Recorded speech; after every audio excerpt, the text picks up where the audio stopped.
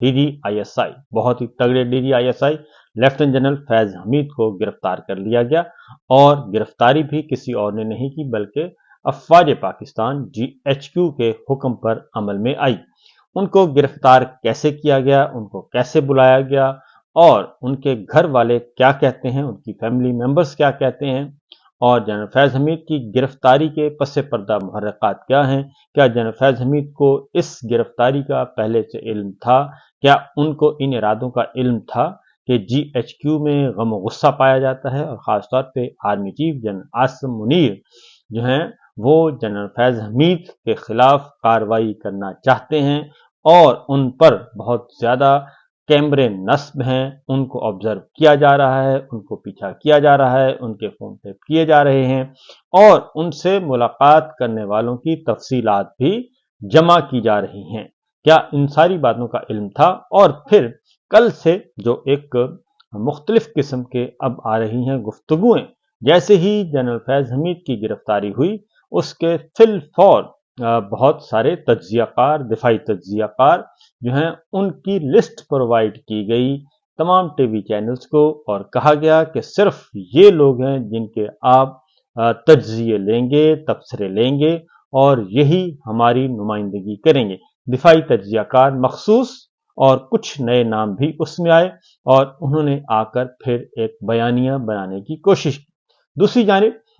सबसे इम्पोर्टेंट, फिर नून लीग बहुत ज़्यादा इस पर खुश खुर्रम नज़र आई, और ऐसे लगा जैसे मुस्लिम लीग नवाज के अंदर घर में बिल्कुल शादी का समा है, खुशियों का समा है, और उन्होंने ठीक ठाक ढोल पीटे। लेकिन साथ साथ कुछ ऐसी खबरें भी मंजर आम पे आईं कि लगा कि कुछ ज़रा ओवर डूइंग हो रही है, क्योंकि जनरल फैज हमीद की गिरफ्तारी जो है वो तो मैं आपको बता देता हूँ कि कैसे हुई, और उनको कैसे बुलाया गया, क्या कहकर बुलाया गया, और फिर वहां पे क्या हुआ, और फिर अचानक ये सब कुछ कैसे हुआ, और फिर एक प्रेस रिलीज जारी करके बता दिया गया कि जनरल फैज हमीद फौज की तहवील में है, और फिर एक प्रेस रिलीज भी जारी किया गया। बहरहाल इस वक्त सूरत हाल ये है कि पहली बात जो कही गई कि अब पाकिस्तान में दूध और शहद की नहरें बहेंगी और तमाम बहरान खत्म हो जाएंगे। जो आइन शिकनी का बहरान है वो भी खत्म हो जाएगा, जो सियासी बहरान है वो भी खत्म हो जाएगा, जो कानूनी बहरान है वो भी खत्म हो जाएगा, जमहूरियत शिकन अनासिर जो हैं वो भी मुतमईन हो जाएंगे, और मामलात मुकम्मल तौर पर कंट्रोल कर लिए जाएंगे। पाकिस्तान तहरीक इंसाफ और इमरान खान साहब भी कंट्रोल हो जाएंगे, और वो अपने साइज में आ जाएंगे। कल से ये बातें बयान की जा रही हैं, लेकिन जो सबसे इम्पोर्टेंट बात है वो कही जा रही है कि जी 9 मई जो है उसमें भी जनरल फैज हमीद हैं, और शहीद अशशी के कत्ल में भी जनरल फैज हमीद का नाम लिया जा रहा है, और इसके साथ साथ मौजूदा आइनी बहरान, सियासी बहरान, जमहूरी बहरान, मुआशी बहरान, मुआशरती बहरान, अदालती बहरान, सहाफ़ती बहरान, इन तमाम बहरानों का जिम्मेदार कहा जा रहा है जनरल फैज हमीद हैं, और उन्हीं की वजह से ये सब कुछ खराब हुए हालात। पहले तो चलते हैं 9 मई की तरफ। तो 9 मई में कहा जा रहा है जी कि ये मास्टरमाइंड जनरल फैज हमीद थे। तो सवाल ये पैदा होता है कि क्या 9 मई को उस वक्त के निगरां वजीर दाखिला मोहसिन नकवी और IG पंजाब और IG खैबर पख्तूनख्वा और फिर खैबर पख्तूनख्वा की दीगर हुक्काम और उसके साथ साथ पंजाब के दीगर हुक्काम, क्या उस वक्त के वजीर दाखिला, उस वक्त की रेंजर्स, उस वक्त का कोर कमांडर जो लाहौर कोर कमांडर हाउस और तमाम सिक्योरिटी इदारे, क्या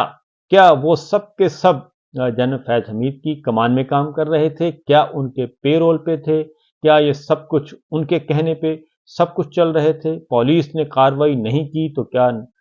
जनरल फैज हमीद के कहने पर नहीं की? और कोर कमांडर हाउस की हिफाजत अगर नहीं पुलिस कर सकी तो क्या जनरल फैज हमीद ये सब कुछ करवा रहे थे? ये सवाल है कि 9 मई के बारे में कहा जा रहा है कि आखिरी, क्योंकि उससे पहले 9 मई जो है उसका कहा जा रहा है कि मास्टरमाइंड जनरल फैज हमीद थे। तो आखिर ये कब पता चला कि जनरल फैज हमीद जो है वो 9 मई के मास्टरमाइंड हैं? क्योंकि 9 मई के वाक़े को हो चुका है जी तकरीबन 16 महीने, 15 महीने पूरे और 16वां महीना चल रहा है, 16 महीने हो चुके, और 16वें महीने जाके जनरल फैज हमीद को गिरफ्तार किया गया। तो 9 मई जो है वो बार बार 9 मई को किसी ना किसी तरीके से 9 मई को स्टैब्लिश करने के लिए बहुत कुछ इससे पहले भी कहा गया, लेकिन क्या 9 मई को जनरल फैज हमीद ने इमरान खान को गिरफ्तार करवाया गिरेबान पकड़ के? क्या 9 मई को गिरफ्तारी का फैसला जनरल फैज हमीद का था? क्या रेंजर्स उस दिन जनरल फैज हमीद के कंट्रोल में थी? क्या इस्लामाबाद हाई कोर्ट में जो मार धाड़ हुई क्या वो जनरल फैज हमीद कर रहे थे? तो ये सारी बातें, क्या रेडियो पाकिस्तान पेशावर जिसकी हिफाजत नहीं हो सकी, जिसको जलाया गया, क्या वो जनरल फैज हमीद खैबर पख्तूनख्वा में जनरल फैज हमीद कंट्रोल कर रहे थे? तो ये सारी मामलात हैं, ये बहुत ही ऐसे लग रहा है कि एक जबरदस्ती एक माहौल बनाया जा रहा है, कल से माहौल बनाया जा रहा है। तो जब तक के तहकीकात ना हो, जब तक कि कुछ ना, और ये सारी बातें कौन कर रहे हैं? फैसल वाडा हैं और आज़ाद सेनेटर हैं, पाकिस्तान पीपल्स पार्टी के वोट से वो मुंतखब होके आए हैं, लेकिन आज़ाद सेनेटर कहलाते हैं। तो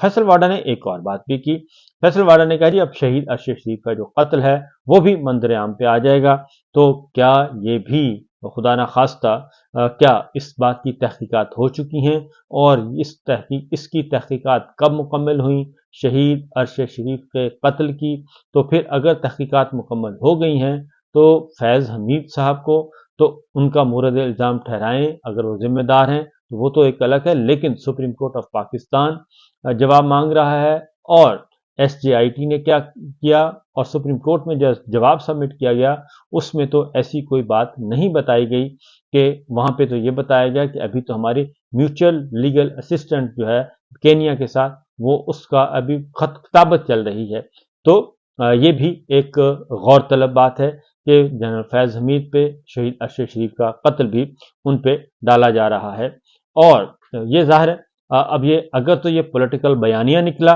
तो ये इससे भी ज्यादा खतरनाक बात होगी। अगर वाकतन ये सब है तो ये तो बहुत अच्छी खबर होगी और बहुत ही जबरदस्त खबर होगी कि शहीद अरशद शरीफ के कातिलों का पता चल गया। और फिर दुबई से भी ये भी खबर चलवाई गई कि दुबई से भी जनरल फैज हमीद ने उनको निकलवाया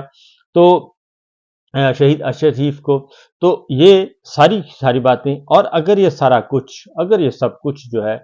पॉलिटिकल बयानिया साबित हुआ तो इसका मतलब ये होगा कि एक बहुत बड़ी जो है हकीकतों को छुपाने के लिए, अगेन एक बहुत बड़े हकायक को छुपाने के लिए, सच को छुपाने के लिए और शहीद अरशद शरीफ के हकीकी कातिलों को छुपाने के लिए, 9 मई के हकीकी अलाकारों को छुपाने के लिए एक खेल खेला गया जनरल फैज हमीद को गिरफ्तार करके, क्योंकि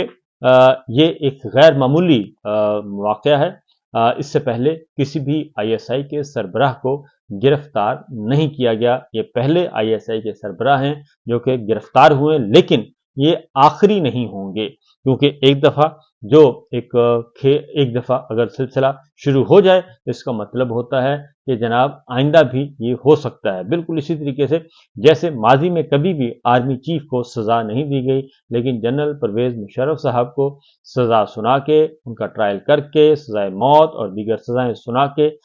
ये शुरुआत हो चुकी हैं कि आर्मी चीफ जो है वो भी काबिल गिरफ्त है और उनको भी सजा दी जा सकती है। और जनरल मुशर्रफ साहब के वफात पा जाने के बाद भी उनकी सजाएं सुप्रीम कोर्ट ऑफ पाकिस्तान ने बरकरार रखी और उनमें किसी किस्म की कोई कमी नहीं की और उनकी दरखास्तें भी खारिज कर दी गई। तो ये है अब तक की इत्तलाआत कि जनाब ये सारा कुछ हो रहा है। अब कल एक और बात भी थी और वो ये थी कि सुप्रीम कोर्ट ने एक फैसला दिया और दूसरी जानिब जो चल रहा है मामला वो है सुप्रीम कोर्ट में काजी साहब की एक्सटेंशन का, क्योंकि एक्सटेंशन बहुत ज़रूरी है। अगर एक्सटेंशन ना हुई तो ये सारे का सारा खेल ख़राब हो जाएगा और अगर ये खेल ख़राब हो गया तो फिर गड़बड़ है। फिर एक और बात भी कही गई जनरल फैज हमीद के बारे में, एक और खबर भी चलाई गई और ये कहा गया कि अभी भी जो बांग्लादेश का जो मॉडल है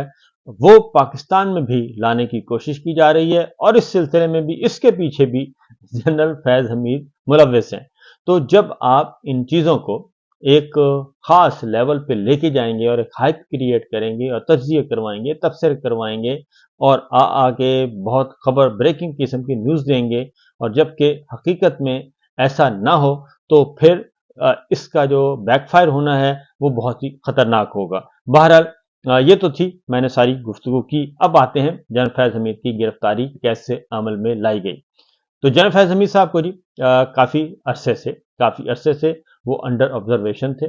اور ان پہ نظر رکھی ہوئی تھی. ان کو بیرون ملک جانے کی اجازت نہیں تھی، اور بیرون ملک وہ جب سے اپنا عہدہ چھوڑا ہے، ریٹائر ہوئے ہیں، استعفیٰ دیا ہے، قبل از وقت ریٹائرمنٹ لی ہے، تو انہوں نے جنرل عاصم منیر کے انڈر کام نہیں کیا، اور اس سے پہلے ہی وہ چھوڑ کے چلے گئے. جیسے ہی جنرل عاصم منیر کا نوٹیفیکیشن ہوا بطور آرمی چیف، تو جنرل فیض حمید نے دوبارہ جی ایچ کیو کا رخ نہیں کیا اور اپنی ڈیوٹی نہیں لی. اسی طریقے سے اس وقت کے جو chief of general staff general Azhar تھے، لیفٹیننٹ جنرل اظہر، انہوں نے بھی دوبارہ ڈیوٹی جوائن نہیں کی. تو حالانکہ یہ جونیئر تھے، کر سکتے تھے، لیکن انہوں نے نہیں کی اور گھر چلے گئے. تو اب جو بنگلہ دیشی ماڈل ہے اس کے بارے میں بھی انہی کا کہا جا رہا ہے کہ ایک فوج کے اندر ایک بغاوت جو ہے وہ ایک تیار کی جا رہی تھی. تو یہ ایسے الزامات ہیں، اگر یہ ساری باتیں سچ ہوتی تو یقیناً پھر ٹاپ پہ ٹاپ سٹی نہ ہوتا، کیونکہ اگر یہ ساری باتیں بالکل درست ہیں، اور اگر ہیں تو بہت اچھی بات ہے اور ٹرائل کرنا چاہیے، لیکن اگر یہ ساری باتیں درست ہوتی اور یہ پولیٹیکل بیانیہ نہیں بلکہ حقیقی بیانیہ ہوتا، تو پھر ٹاپ سٹی کی ضرورت نہیں تھی. ٹاپ سٹی کو سب سے اوپر رکھا گیا، اور نیچے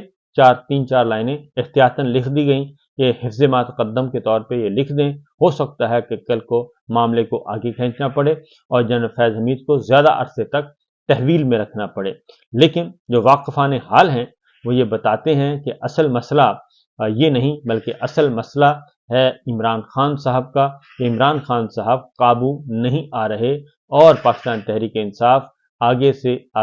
آگے سفر کرتی جا رہی ہے، مقبولیت میں اس کے اضافہ ہو رہا ہے، یہ سب کچھ ہو رہا ہے. اور عمران خان جیل میں بیٹھ کر بھی کمپرومائز نہیں کر رہے، ڈیل نہیں کر رہے، مذاکرات نہیں کر رہے، شرائط نہیں مان رہے، وہ بیرون ملک نہیں جا رہے، وہ سیاست نہیں چھوڑ رہے، وہ سیاست سے سائڈ پہ نہیں بیٹھ رہے، وہ گھر میں بیٹھنے کے لیے تیار نہیں ہیں. تو اس کے پیچھے جنرل فیض حمید ہے، لہذا جنرل فیض حمید کو پکڑ لیں تو اس کا مطلب ہے عمران خان بھی ٹھیک ہو جائیں گے، اور پاکستان تحریک انصاف بھی ٹھیک ہو جائے گی، اور پھر ہم سچویشن کو کنٹرول کر لیں گے. تو لیکن جنرل فیض حمید کو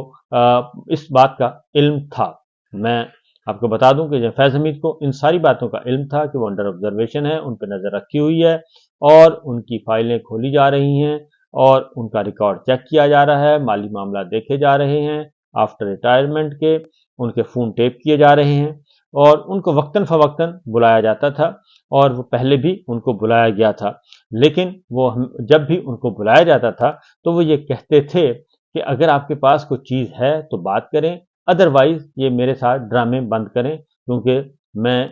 D G I S I بھی رہ چکا ہوں، اور میں ڈی جی سی بھی رہ چکا ہوں، اور میں اے جی بھی رہ چکا ہوں، ایڈجوائنٹ جنرل بھی رہ چکا ہوں، اور میں کور کمانڈر بھی رہ چکا ہوں. میں انہی راہداریوں میں چلنے والا ہوں، لہذا اگر کوئی چیز ہے تو وہ بتائیں، ادروائز مجھے تنگ نہ کیا کریں. تو دوسری جانب کل ان کو معمول کے مطابق ان کو کہا گیا، پیغام ملا کہ کل کے لیے ان کو پیغام ملا کہ آپ نے 11 بجے جی ایچ کیو پہنچنا ہے. وہ پہنچ گئے 11 بجے، اور ہو سکتا ہے 2 4 7 5 7 منٹ پہلے ہی پہنچ گئے ہوں. 11 سوا 11 بجے وہ پہنچے ہیں، اور ان کو وہاں پہ بٹھایا گیا. ان سے اگین وہی ریپیٹ ٹیلی کاسٹ، وہی سٹیٹمنٹس، وہی باتیں، وہی سوالات ان سے پوچھے گئے. تو ہماری اطلاع کے مطابق وہاں پہ جنرل فیض حمید جو ہیں وہ کافی اگریسو